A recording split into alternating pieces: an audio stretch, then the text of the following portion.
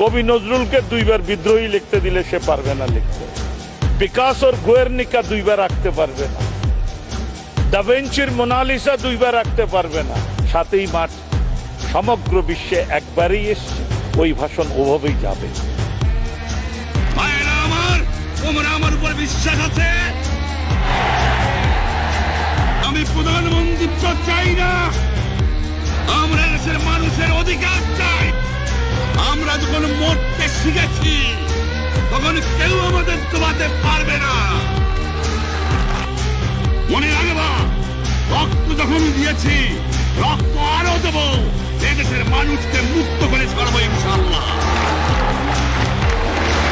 এবারে সংগ্রাম আমাদের মুক্তির সংগ্রাম, এবারে সংগ্রাম স্বাধীনতার